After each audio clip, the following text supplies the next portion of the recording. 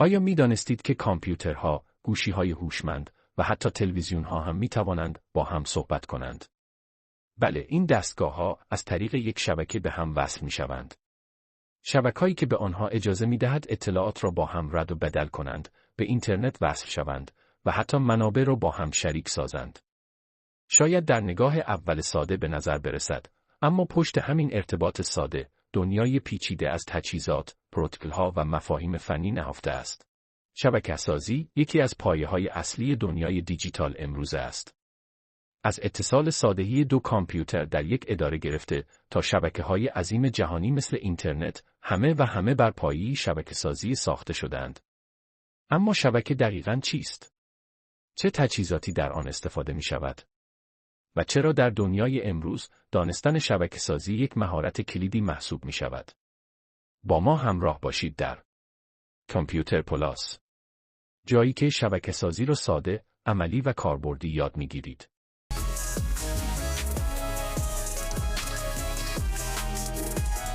شبکه مجموعی از دستگاه‌های متصل به هم مانند کامپیوترها، سرورها، سوئیچ‌ها و روترها است که می‌توانند با یکدیگر ارتباط برقرار کنند و منابعی مانند فایل‌ها، نرم‌افزارها و دسترسی به اینترنت را با هم به اشتراک بگذارند.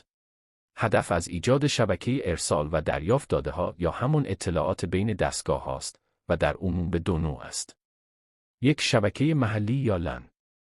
دو، شبکه وسیع یا وان.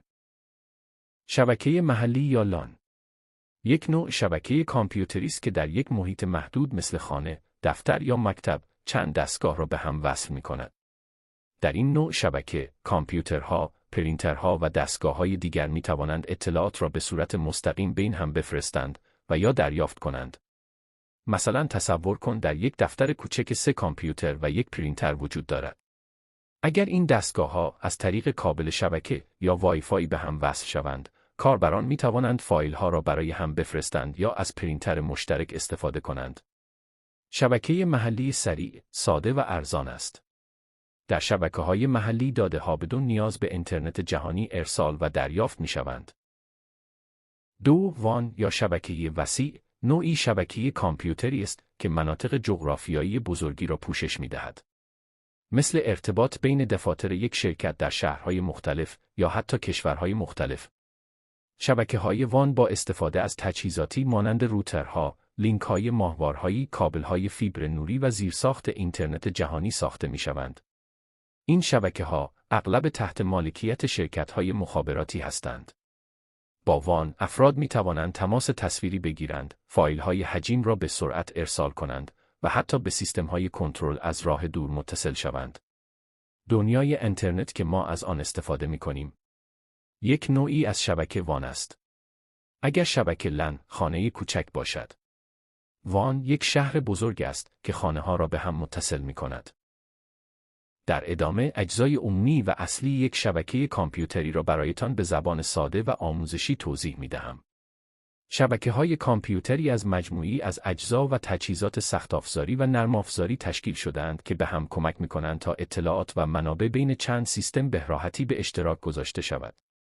در اینجا اجزای اصلی شبکه به دو دسته تقسیم می‌شود: سخت‌افزاری و نرم‌افزاری.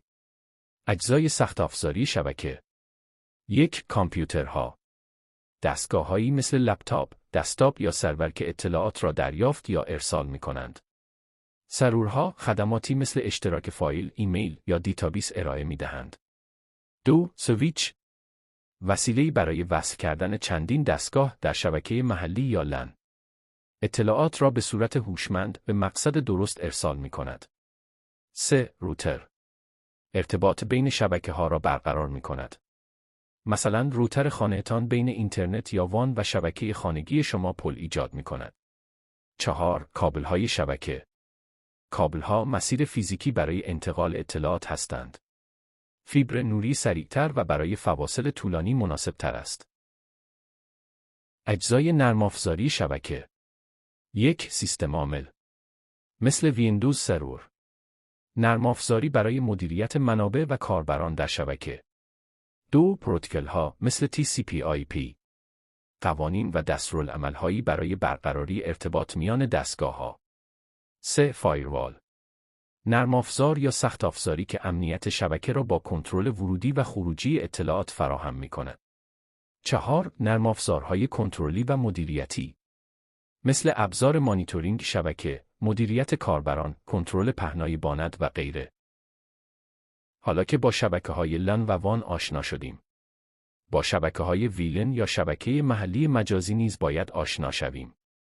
ویلان یا شبکه محلی مجازی چیست؟